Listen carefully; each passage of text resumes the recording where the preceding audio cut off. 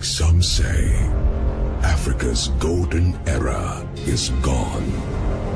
A time when great African kings and queens built their dreams into empires, stretching across the continent and beyond. But we say a new era is upon us. A new set of African kings and queens are on the rise. Driven by the same wealth of character as the kings and queens before them. Building new empires of enterprise with the right partnership. So rise up wherever you are, new kings and queens of Africa. Embrace your full potential and be proud of your heritage.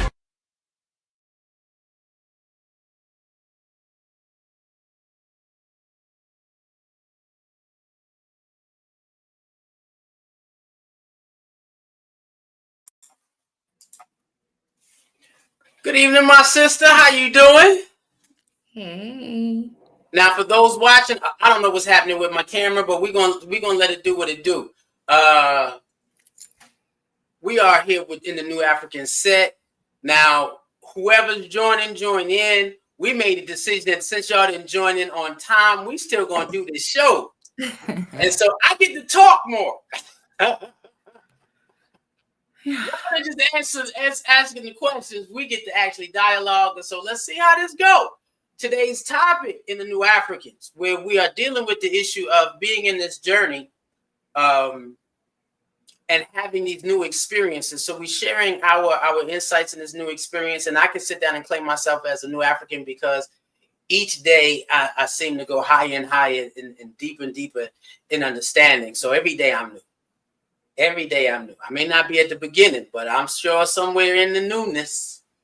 Right. So talking today, what is the expectation of a liberation theology in today's world? That is the topic. What is the expectation of a liberation theology in today's world? Now, we dealt with the issue of what is a liberation theology, so we don't necessarily, between you and I, have to go through it. But would you like to explain it or begin to answer the question? Start the discussion, my sister. As far as what is the expectation? Yes. Well, I think that one of the expectations is you can't have faith without movement. So there's action in it. And I think in the discussion today, we'll go in more about what does that actually look like?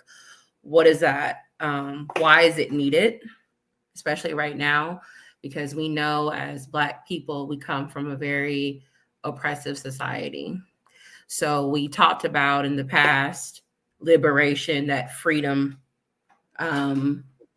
foundation of that word, but also being self-determined to fight in this process. And you're not separate from God, and you use that force, that Holy Spirit to actually use your gifts to free your people. All right, so now breaking it down in the core three, like I said, what are the core expectations that we have when you break it down spiritually? Now, for me, dealing with into today's life, we know that a lot of individuals now have been focused on embracing African spirituality. And some of the conflicts and problems that we have with African spirituality, it more deals with the connection of the motherland, connection of your ancestors, connection of the Most High. But there is no programmatic process to liberate Black people inside of that particular process. And so there's no, because you can and jump into it. You can change your clothes. You can change your food. You can change your meditation processes. But then what is the step-by-step process in African spirituality that leads you to liberation? And I believe that liberation theology, merging with the spiritual aspect of any type of African process, when you put liberation theology with it, it gives the reason why we struggle the way we struggle. Mm-hmm. It puts that the divinity behind the struggle. And so I think that would be my expectation of it in today's world, so that individuals who are embracing more of an African spirituality, they can bring that liberation piece and it incorporates with what they already do. And I think that in today's world is more important. I know we always say that we're trying to, we seek to become a spiritual center for all those of African descent, regardless of what your discipline is, your spiritual discipline is, where it's all accepting, because again, there's nothing more sacred than the liberation of Black people. And I think that spiritually is a major process. You want to take on political? Yeah, I think that, well, I'm going to take it all. Go ahead, do it. Do you? Yeah. So I think you definitely made a point in regards to the divinity, right? You have to have that affirmation of divinity. Like, we acknowledge that we are oppressed people, but affirming that we are divine beings, and then being rooted in ancestral wisdom, tapping into that, I think is an expectation. I think that politically there is no separation. You can't be neutral. You have to be unapologetically able to confront empires. I think that's what we have done historically as a people. I think that's what we will continue to do, is to have that fight to confront what we need. And that may even mean that we have to die in that process. It's not just about, we demand reparations. You hear a lot of that, but I think a lot of that, right? Not the fact that it's not owed to us. I'm not saying that it's not owed, but you're just not yelling that. But I think it also comes a part where you have to organize. You have to organize to make a systemic change. And so there are a lot of systems that are against us, and it's not just politically. They're not all isolated. And I think that you have to organically organize to fight against many different systems. Now, also in that space, because I didn't want you to jump to culturally just yet. Right? I stopped. Yeah, I saw that. Good. And so politically, you cannot call yourself divine or a people of the Most High while you live in a system that denigrates your very being. I always find that hard, where individuals can call themselves children of the Most High with no program and no process to liberate yourself from a system that seeks to destroy your connection or your awareness. Once you truly understand that you are of the Most High, then comes the process to make sure that you, your people, your children are governed by that particular understanding. We need to control food, clothes, and shelter. And if we can't control the basic necessities that govern our lives, how do we call ourselves children of the Creator? How do we call ourselves the children of the Most High? If every other being can see themselves in God the way they choose, yet feed themselves, clothe themselves, and house themselves according to that definition, why can't the African diaspora? So when you begin to embrace the spirituality part, it has to take on a political form. the governing piece, that governing body. We need to be able to govern ourselves according to how we see fit. Mm-hmm. And so that's a part of a spiritual and a righteous disposition. You can't separate church and state, because church is your state. Yeah. It has to be one and the same. So now in terms of culture, how does the core expectations for the liberation of the theology affect culture today? I was thinking about this earlier, and I was saying it's not just about honoring like the indigenous knowledge, right? Of course, you want to honor that. And I think that means also incorporating, as we would say, probably radical traditions, non-traditional traditions, even in a spiritual sense. I thought about the movie, this new movie, Sinners, and you see a lot of different comments. Some people are downgrading it based off of the ancestral and voodoo work that was being done. And some are like, oh, it's so taboo. So I think culturally we have to recognize and honor that knowledge, honor those traditions. And that way you can also artistically and spiritually express yourself. So it could be tools of liberation. I think sometimes we as a people, and I would say even myself in the past, I have been taught a certain way. And like I said, that taboo of not understanding that it's imprisoned me in my thinking. So when you're able to truly embrace your divinity, when you're able to embrace your culture and be proud of that and be proud of those roots, you are then liberated. Right. And so I think that when you don't understand, it becomes a problem because you're critiquing the world instead of learning and building a new world in which we can be able to be liberated.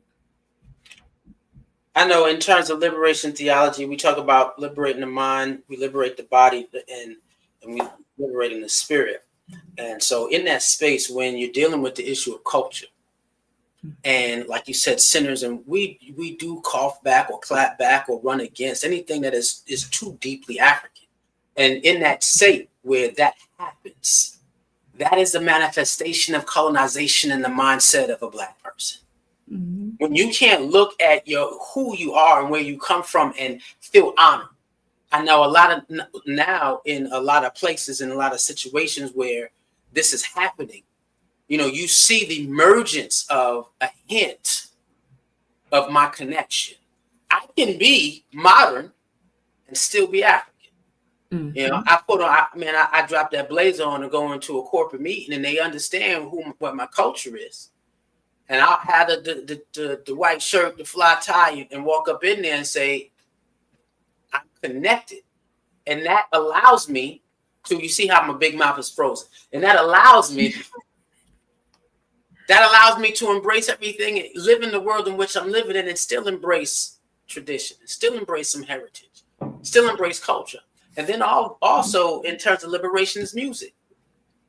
We got to be not afraid to sit down and not advertise or jump into the music of our younger generation, and being able to try to influence them to say, hey, play something different, accept something different, because you're giving your kids freeway and leeway to listen to whatever they want to. That's the problem. The parenting structure needs to beef up in regards to how to embrace the culture, be proud of it. The way we eat, and that's a part of culture. They say, if you eat toxic, you live toxic.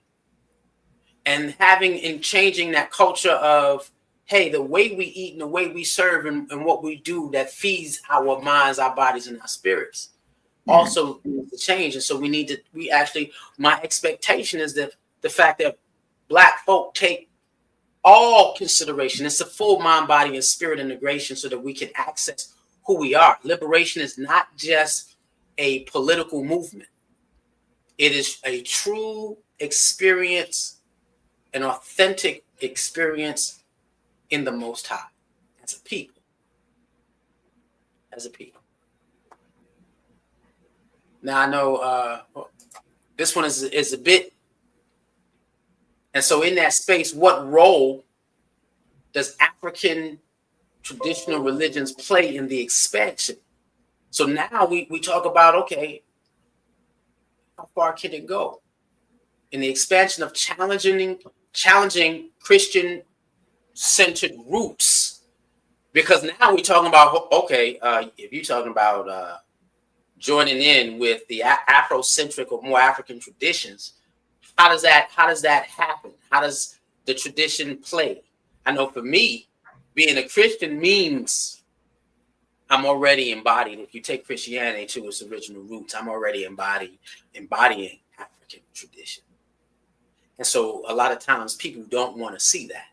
When you say the word, and just because they change the words and try to rearrange the interpretation, but when you grab hold of its root, you're already embedded into African traditional process. And that's what a lot of people forget. Oh, everybody's running from the church. Everybody's running from Christianity. Well, you're not running from the church and Christianity. You're running from Eurocentric interpretation. And so when you look at Christianity from its roots and in liberation theology, which is it from its roots, it's all one and the same for me. It's all one and the same. Yeah, I was having that conversation a little bit with my daughter yesterday.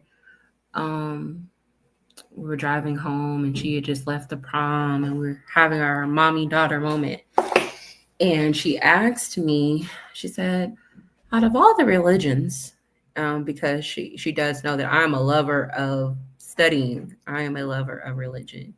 And I started out very, very young having an infatuation with religious studies, sociology, psychology, all the works, right? And so I was telling her, she said, why did you choose the Shans? Why did you choose PAOCC? And so I told her that there were three monotheistic, or the big three, right? We went over Christianity, we went over Islam, we went over Judaism. And I was explaining to her that they all have roots. We all have roots from the source of African theology. And so for me, I needed to be surrounded by a community that embraced and honored history, right?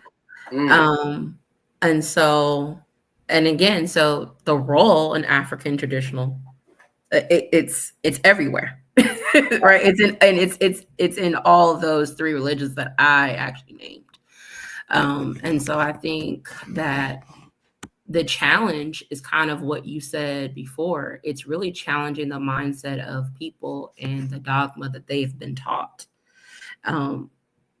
They've been taught that it's not centered in African tradition. So, and I think that you and I were speaking last week. I feel like I'm about to lose my charger. I'm gonna have to step away and get a new one. But we were speaking last week in regards to African people understanding their divinity and knew that they could find power within God. And I think that was right after us discussing like the tree of life last week. And so in that aspect of it, hold on. Okay. It's about to die. 1 second. It's okay.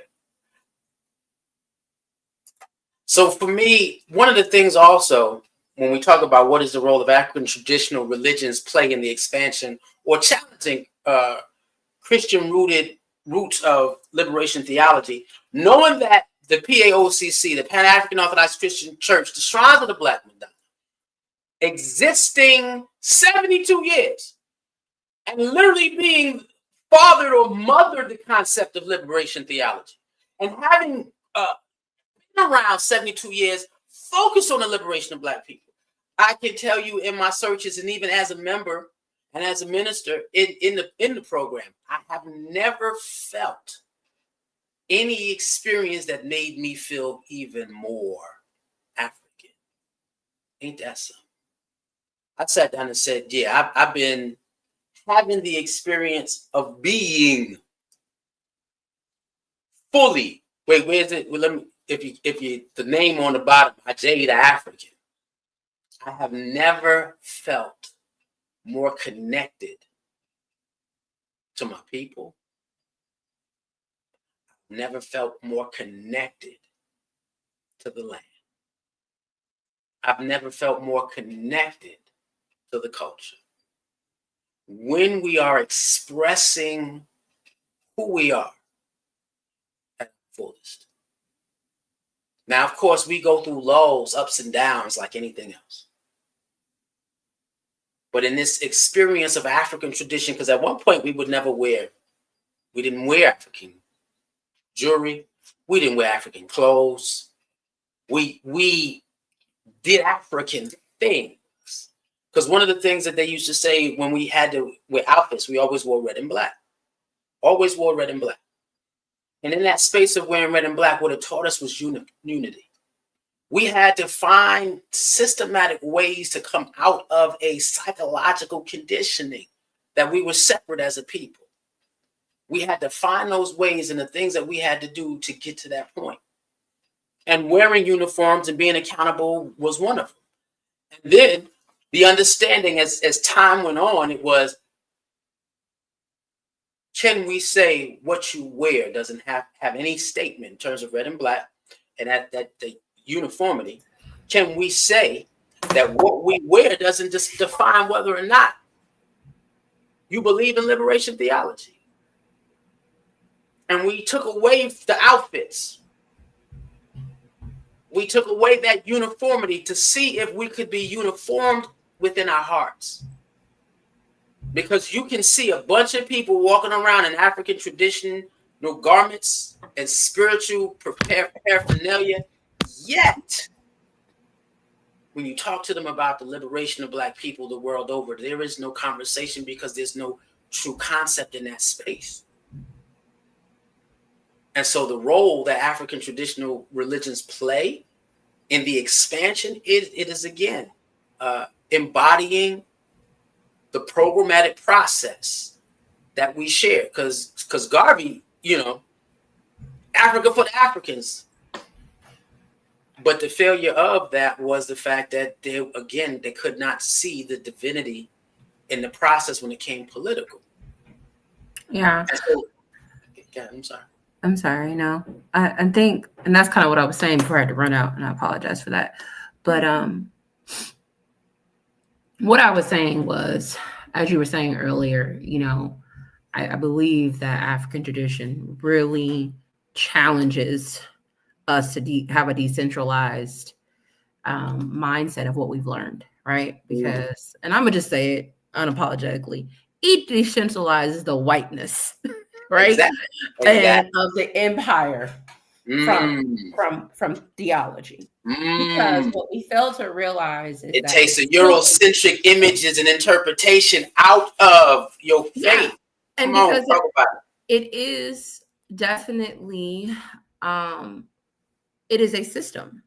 It is a system that has systematically oppressed our people in the way that it was been traditionally taught in its whiteness. Mm-hmm. And so therefore that challenges it to be decentralized.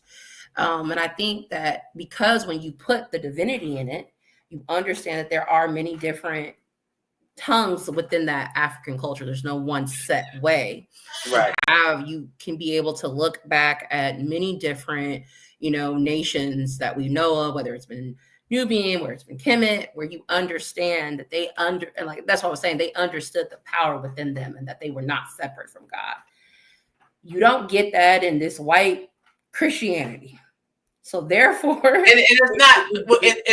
Not only you don't get it in white Christianity, you don't get it in anything that is governed by a Eurocentric mindset. Absolutely. Right. So you can take, even if it's not, if it's not Christianity. So you sit down in Amish. You can't find yourself, your identity of who you are.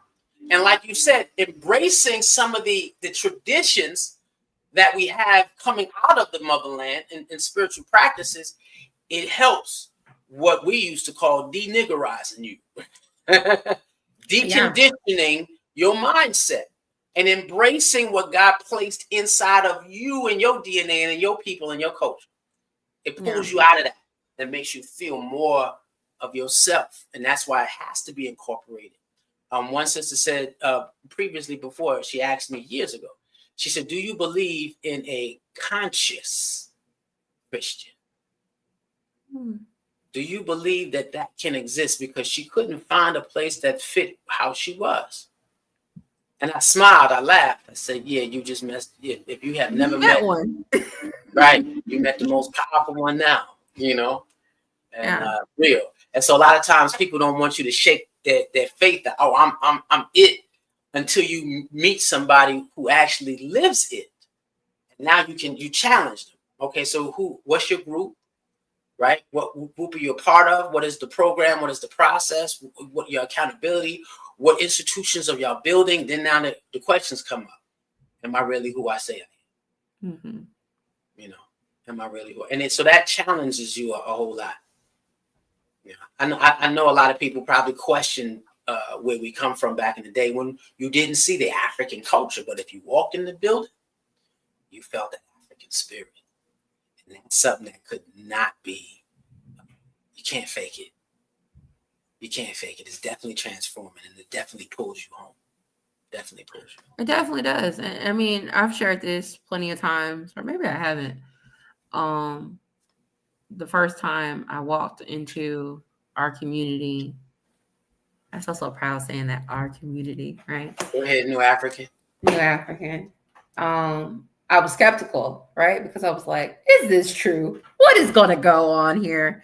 And I came by myself because I said, okay, I have to see what is going on first before I introduce my children into this new world.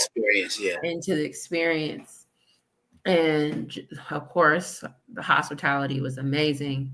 And I hadn't received that. And I can honestly say it's because we are communal and because we come from an African tradition. So it's nothing but love, right? It's rooted in love.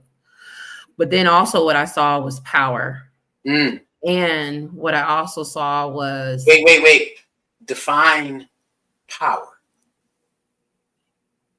Really? So I'm not talking about like hierarchy of abuse of power. I'm talking about actually someone walking. You felt divinity. You felt like reverence. That is what I'm talking about. And I only asked you to do that because I always, even in our own home, I get mad when someone says I'm speaking truth to power. I'm like, wait a minute. True power is truth. Power is truth. Truth is power. There is no other experience of power on this earth unless you give it that. So if you voice that you're speaking and you're giving the government the definition of power, you do not acknowledge that that's a man-seeking God that does not acknowledge that there is no power in this universe other than the divine. Other than always divine, get mad at that. So, and that's why I want to define power. Yeah. So I felt the divinity in the room. I felt the presence of God. And I remember going to my car, bawling and crying and saying that my children have to have this experience. Because again, with my research of many different religions, this is in communities and spiritual practices, I wouldn't find that anywhere else from my research. Some groups, I won't name them, but the background of advocacy, the not separation from political and my faith in Christianity all merged together. And again, I always tell people, I walk in the room and I say proudly, I'm from Oakland, because we are a different being, because we know about organizing. We know about activism. We know about being proud of who we are. We know our rights. These are things that we've learned. You know, you learn this from your family. I learned this from my family. And so, again, it was a paradox to have that upbringing in your home and in your DNA, right? But then to be taught something completely different. And so once I was just like, I don't know if I could ever find a community that will respect what I actually truly know, not believe, but know. And I don't know if I will find a community that will respect history and respect the African traditions that I know are true. And so that's what I mean when I say that it was so powerful to me, because I left there knowing I could not go another day without bringing this to my family, my children, and to myself, and to continue. I know, and then on top of that, when we say that it's one of the same African traditional religions, when we deal with the issue of, because we talked about power, and yes, I truly believe that even in a Eurocentric interpretation of Christianity in a Black community, one of the things that when we don't realize it, and then we realize it, the power of gospel inside the church, whether they got the pure interpretation or not, those drums, that rhythm, that experience, you can't get that outside of the Black community. Why? Because it's an African experience. And I'm sorry, I posted something. It was a post on Facebook, and it was a group, an African tribe, and they had the drums, right? And they were doing their thing, and you can tell whatever spirit, it was just so beautiful. But then on the other, there was a split screen. It was a American church, and it was like, y'all ain't doing no different. It was like, you shouldn't judge. It was something I had shared it with somebody, because it was like, you shouldn't judge your roots, because you're doing the same thing. Because you're doing the same thing. You're doing the same thing. And obviously, right. That's the issue of colonialism, because colonialism will have you experiencing traditional processes in a Eurocentric concept of faith, but you don't even know you still be an African. And so in that space, understanding that everything that a lot of things that we do in that Eurocentric experience of Christianity is the same experience that you're getting from African traditional religions. And then understanding the makeup, like you said, the history, our makeup, the melanin, the vibrations of who we are. We are built to have higher frequency experiences because of how our makeup is, and we just connect to that. So you're going to see those African moments in a Eurocentric environment. But the thing is, slowly turning. I think more information is being let loose into the world with this age of information, and more people are understanding that my Christian experiences are literally more African than they are European. Yeah. So that's coming. And I think that goes back to what we talk about, it being global. And I think whether you're listening or integrating any type of African cosmology, whether it's Islamic resistance movement, whether it's respecting that indigenous spirituality or revolutionary Black theology, you're going to see that African tradition in all of those. And so that already makes it global, versus it being just colonized and silenced. So, and then we could, because we had that, and we talked about that, whether or not we were going to do that, but we can speak about that now. Can the liberation theology be truly global? Can it become? I answered it. It has to be global, right? Because you see it globally anyway. Exactly. So and I think whether we don't recognize it or not, because it doesn't matter whether it is Islamic, whether it is Judaism, the baseline of spirituality is African. So therefore, as we dispersed, it is global. And also the liberation part of mind, body, and spirit. And in that political part, do we see it? Marcus Garvey proved that when you say Africa for the Africans, that is it's already a global experience. But when you take that particular phrase and you say Africa, according not just the land itself, but Africa as I'm not born in Africa, but Africa's born in me. Born in me. Right. And so to be able to say one people, one purpose, one cause, one destiny, one flag. Can it be global? Yes, when we sit down and realize we talk about the African diaspora. And I keep mentioning this to a lot of the other brothers and sisters in our community. The biblically it said, I'm going to make you cover the earth like the grains of sand. And if you take a look at it, are we not already covered the earth like the grains of sand? Everywhere. Everywhere. So then the opportunity to sit down and say we are going to be a people of the Most High. Can liberation theology truly and wait, and I'm gonna do this show because I'm about to mention it now. The face of liberation theology, Ibrahim, what? And then the movement that is happening across the continent because of Burkina Faso. What? Yeah. Can it be global?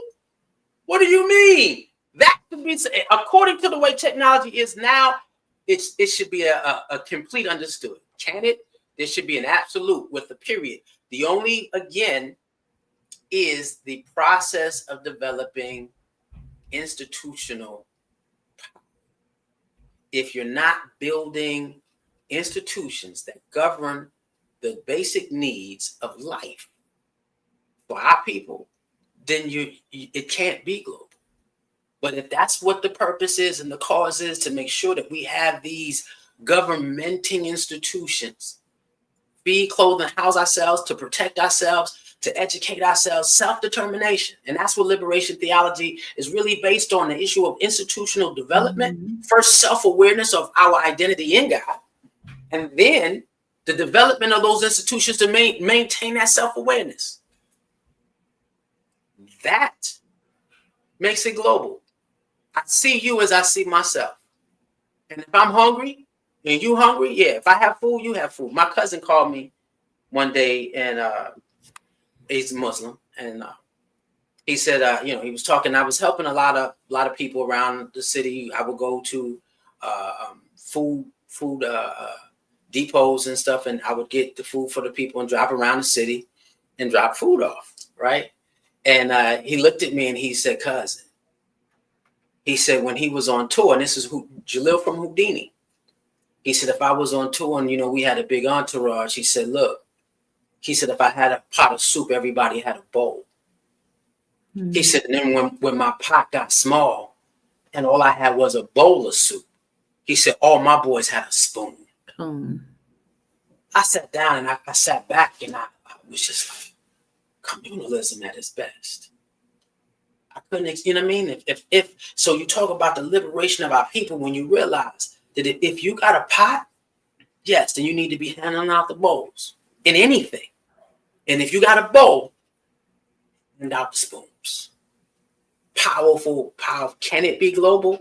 Yes. As long as we focus on that spiritual liberation, that the authentic experience in God, so that we see no separation from ourselves. And then we continue to work for each other to make sure that those institutions stand. Burkina Faso is a great example right now to sit down and say, yeah, not only can we make these moves as a church institution, but we can make these moves on a country level, international level. So yeah, without a shadow of a doubt. So where we at?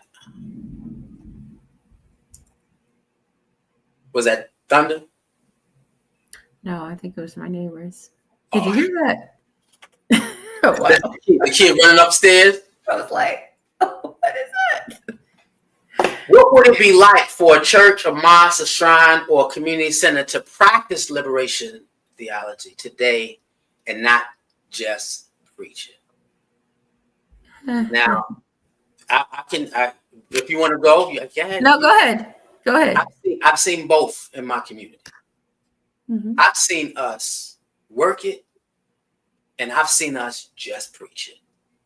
I've seen both realities.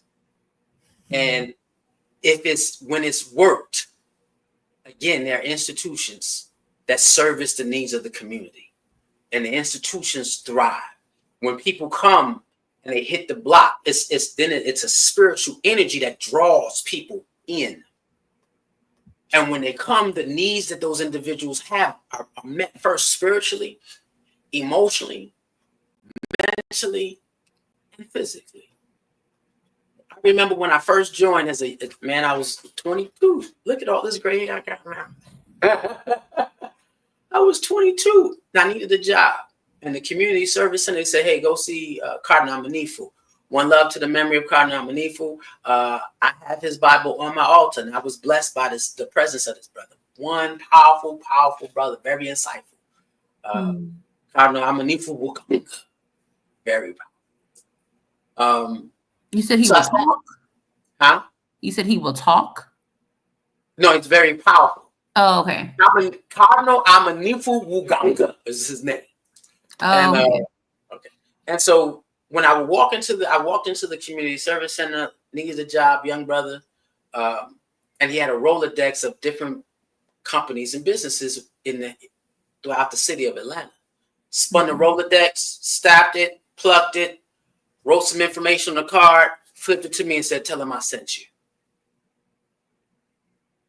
That's it? He said, yeah, just go there, speak to this person and tell him I sent you.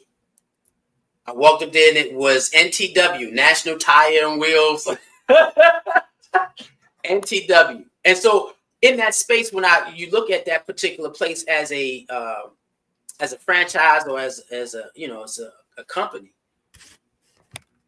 who do you know and who do you have to be for me just to walk in, say somebody's name? And when I walked in and I said his name, he looked at me and he said, sit down, fill out the application. And he started me on Monday. That's what it looks like. Mm-hmm. Any need that anybody had, it was well taken care of. Any need. When you came in and you had issues with housing and you became a member, and they talk about the economic support, collective economics, and they would look, okay, so-and-so lives by themselves. Give me a minute. Yeah, can you come into my office? And now all of a sudden they're merging people in the community where I'm losing you. Are you really? Okay, now you're good. You was the one who was. I think it's your hands. Stop moving your hands. Oh, yeah. It's freezing, but I'm still going. And so in that space, they would actually connect you with individuals who was you living on your own. Let's bring this together so that y'all can have cooperative economics. Y'all can help each other and support each other and grow within each other. And so beautiful. You got something before when people started buying their houses around the neighborhood. You need something work done by your house. Easy. You were able to call on the handyman of the community, so the individual who was coming to fix your car or fix your house was already vetted by the community. That's what it looks like. There's a community that supports and takes care of not only your adult life, man, but that Akiba Land Youth Program, developing your children to their highest state of being. And I sit down and say this because it was the women of this community when I came in as a full-time missionary. Sister Mother Fundi Olabayo Abanessa Mandela. When her and Sister McKinney and the nursery stood up and said, look, we never asked you for anybody. If this brother's coming into the community as a full-time missionary, and I had been a part of the community for a while on the outskirts, he's making the decision to come in. We want him in the nursery. Them sisters said there's something on his spirit that tells us he was called to Black youth. And I looked behind me and them sisters were standing up. And then the administration was in front of me and the whole community was sitting in the room.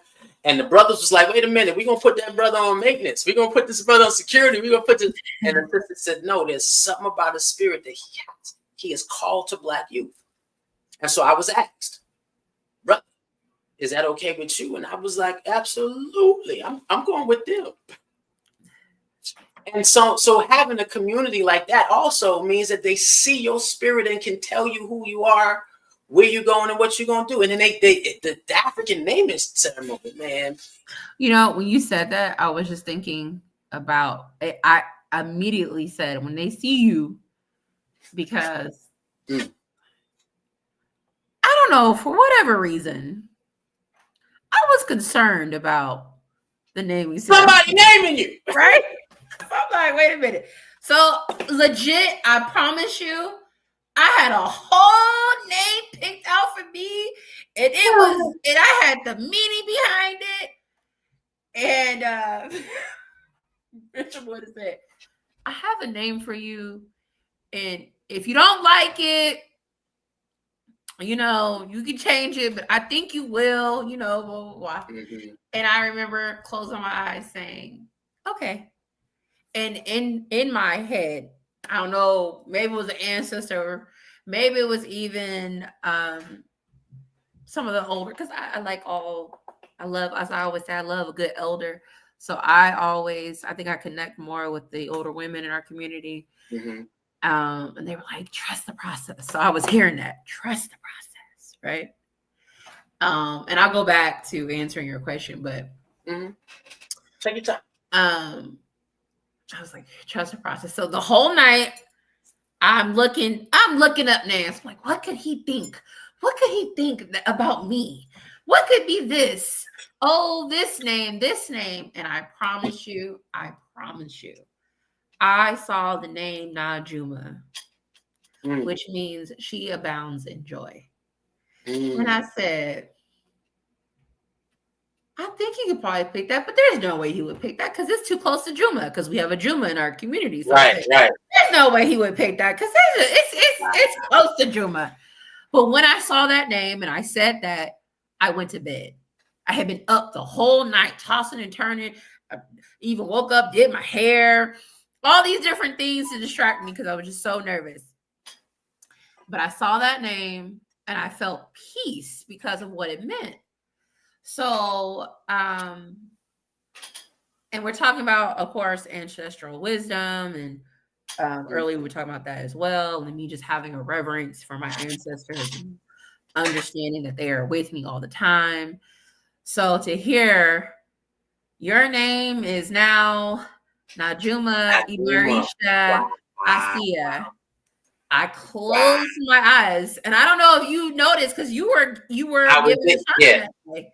Yeah. I closed my eyes and I started crying because it was like, I'm seen. Wow. There are moments, of course, that I'm human and I'm sad and I get angry and whatever emotions.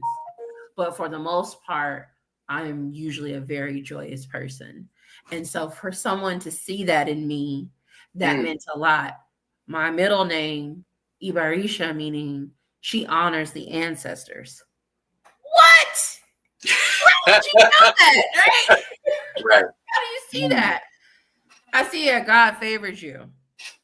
And at the time, so this will tie into what it looks like. At the time, I was going through a lot medically, where I was out of work from September until recently January. I had a lot of stuff going on mentally, physically. It was just a lot. And it all came at one time. And I was literally fighting for my life at one point. And wait, before you continue, it was community that we called on around the city, Afrocentric individuals, the African Children's Fund. What was that? Shout out to the African Children's Fund, Network Fund. Woo! When I tell you, that's a whole nother story. But that's a whole nother, we're gonna save that. Came through like it came with the door down.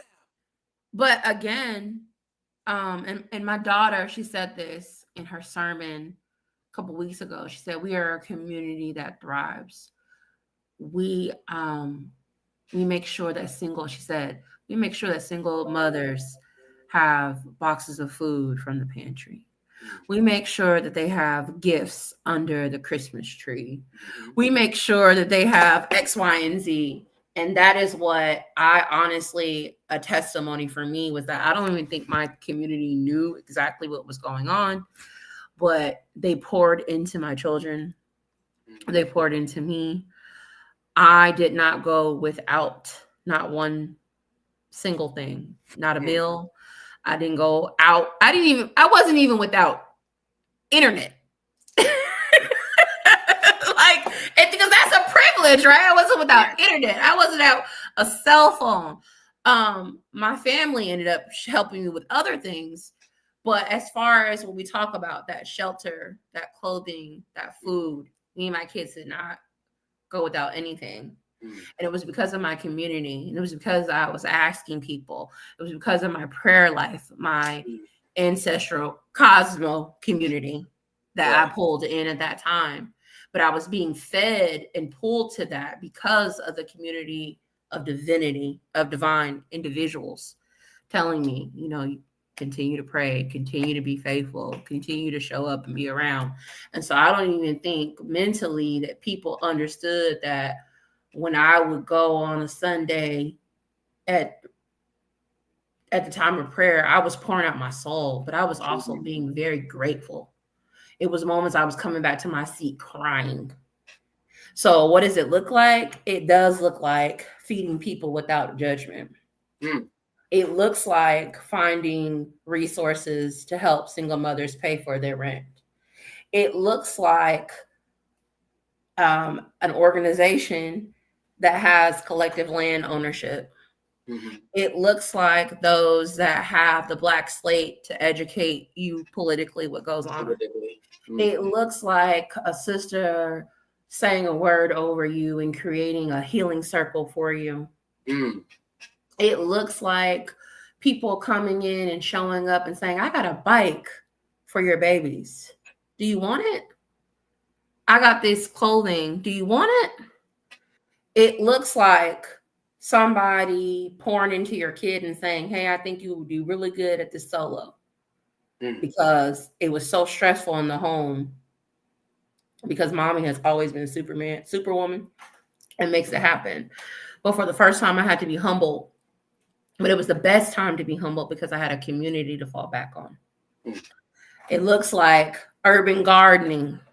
Well, and individuals and men that poured into my children. That's what it looks like.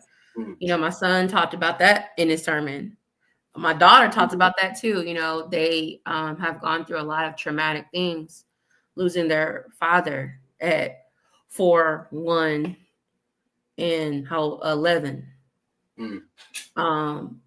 And having to see their mother go through many different things. And so to have that extra support of a community of fathers to show up, didn't have to ask, didn't have to explain what happened. Come on. Showed up. Showed up, right? It looks like Saturday mornings having academic support for your children and robotics, and to be inspired to do a communications class free of charge, just donations. That's what it looks like. That's what it looks like. Cool. World we keep land. You can come and we can educate and develop your children, and we're not asking you. But yeah, so that's what I think that looks like. And I'm not saying that other communities don't do that. Don't have it, but yeah. Being able to, I came from a community that didn't. In that process, again, when you talk about the liberation theology, we're liberating your mind, your body, your spirit, which means that in that process, they see you. They see all of you and provide for all of you. I know in the Kiba land, we say we nourish the whole child, mind, body, and spirit. But then it's more than just it happening for the youth.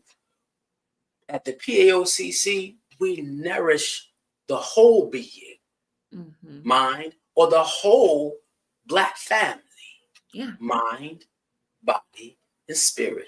There you will feel seen, you will feel heard, you will feel needed, you will feel useful.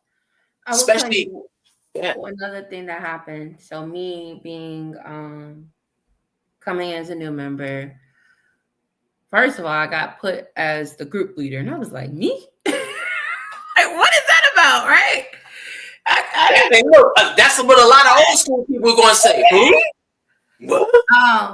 But I respect it, and I try to be there a lot for everybody. But I always say this saying of people, when you have it, because that's just me being nurturing, but who's there to nurture you? And I remember just last week, I was talking to one of my group members, and I was checking on them. Hey, how you doing? How's everything going? You know, blah, blah, blah. And I knew he had moved recently, so I was checking in with him, and he said, yeah, I was looking for you on Sunday. I had car trouble. So I couldn't make it. It was the last Sunday of April. And he made the comment, he said, you know, when I don't see you, I know that there's something going on. There's a problem. Yeah. When I don't see you there, I just don't miss you. He said, I look for you. And then he said, I looked at the time because I looked for the kids.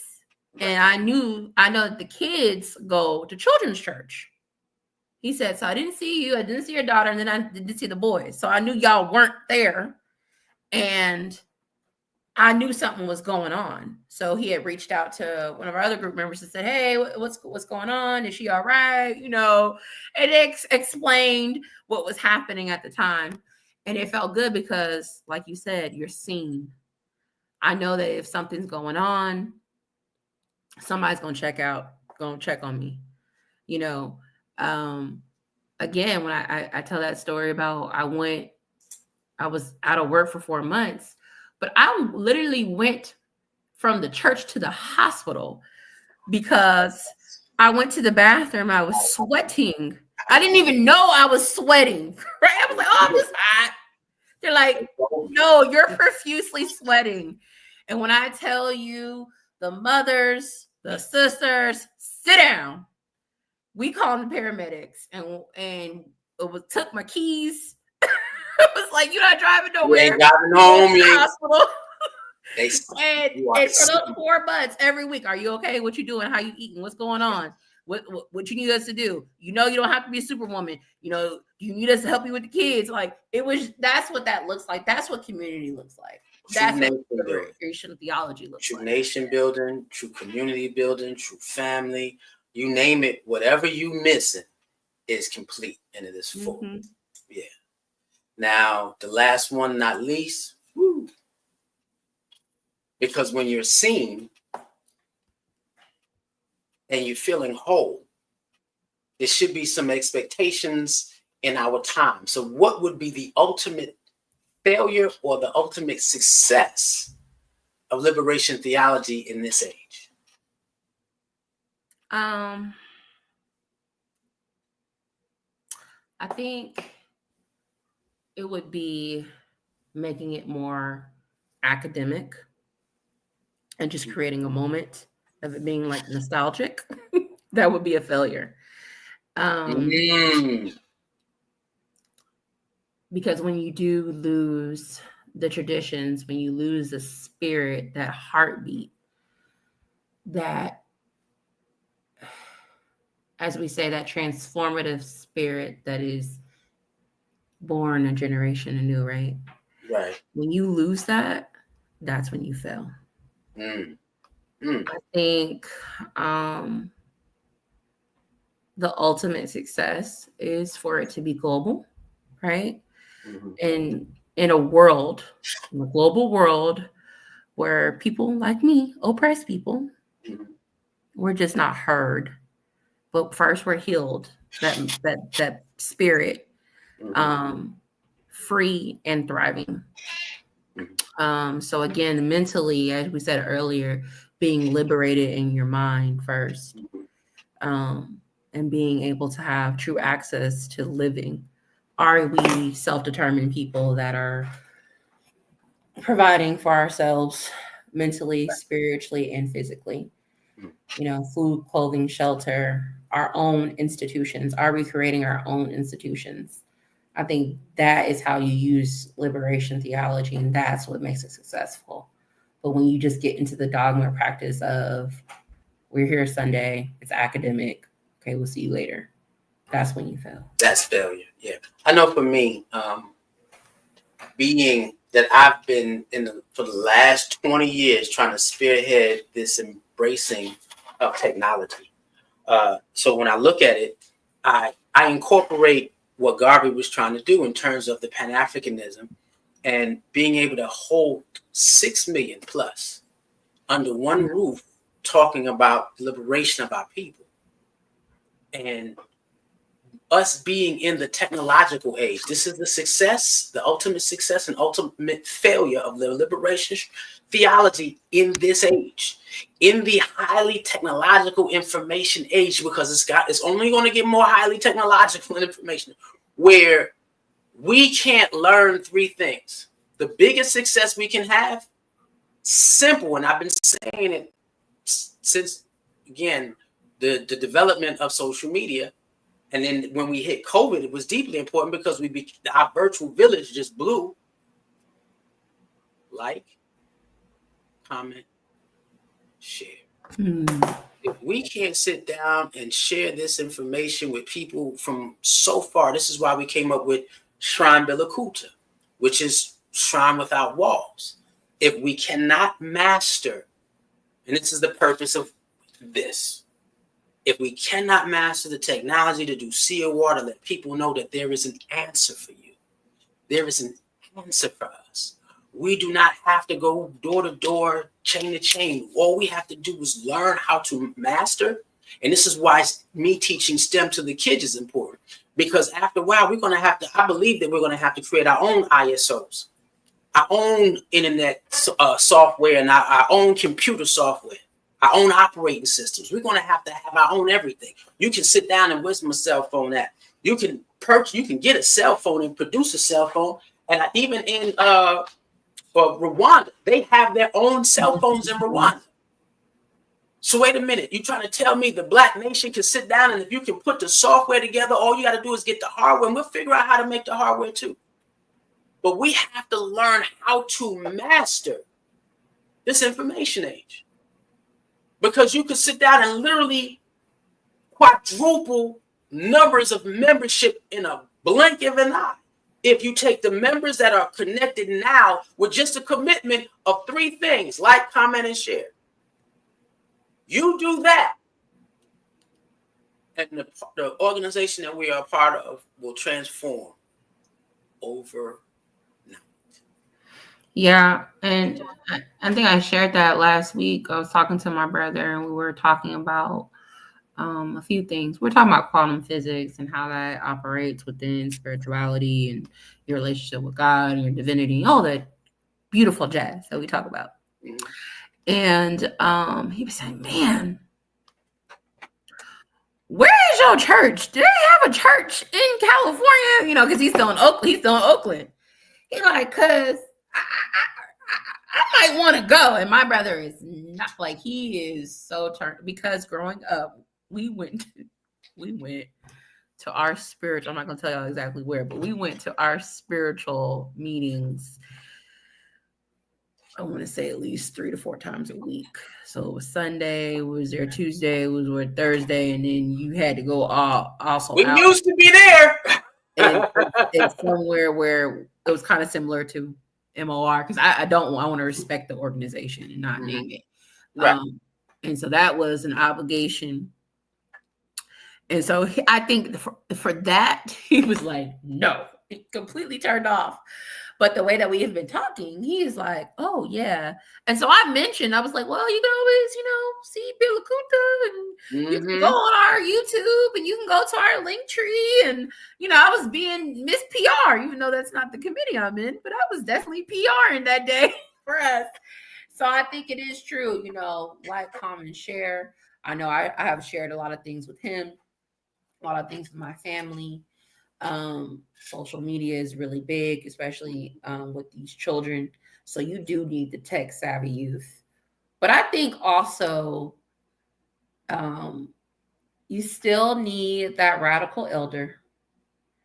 You still need the healers and the farmers and all those things to all make it work. But they all do have to embrace the talents that make up the community. I think that's why it's so important that we, the last couple of weeks, people who have been following, it's not just about giving reverence to the elders, but it's literally wanting to hear their stories, wanting to hear where they started from, because you have to have that foundational information to continue. So those tech savvy kids that come along can be able to understand why we continue to do the work that we do. Because society has gotten us so comfortable that sometimes we lose our why. And even with technology, you lose that why. So you still need to have that as well. Yeah. Okay. Now, as we complete, because again, the expectations of a liberation theology in today's world, was there anything that we didn't touch upon that you want to express before we get out of here? Nope. I think we covered it all.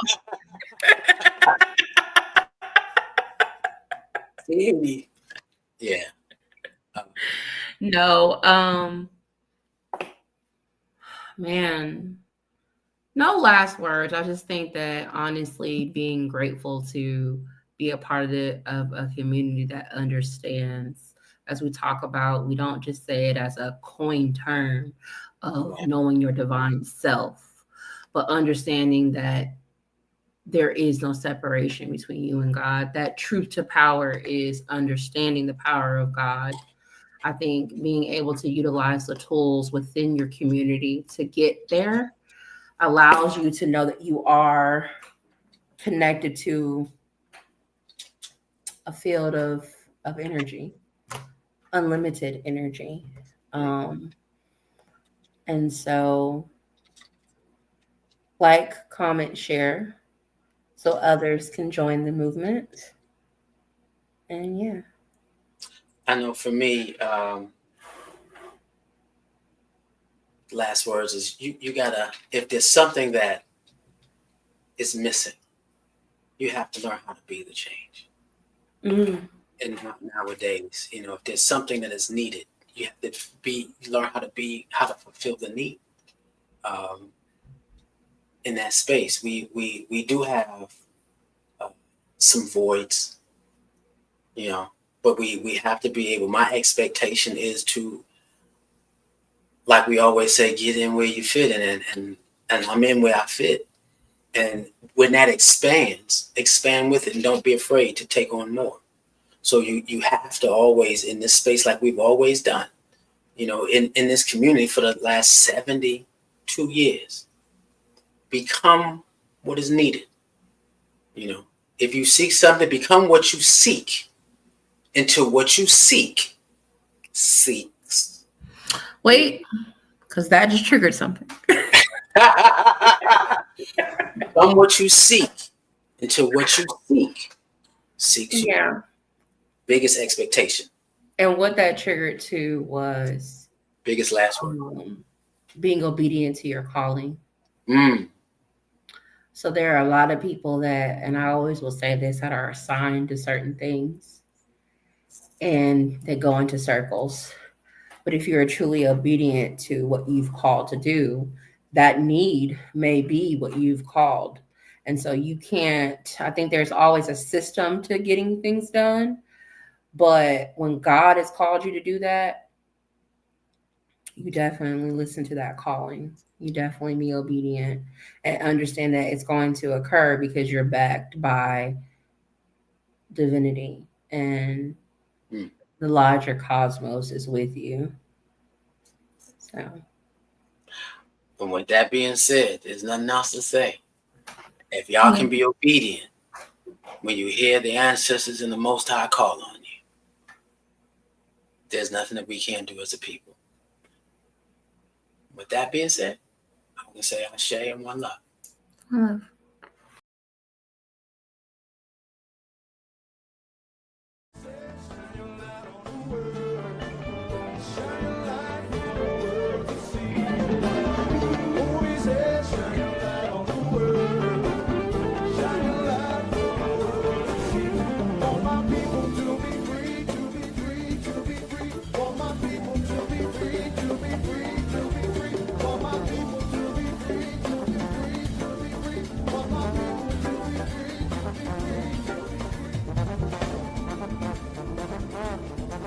you.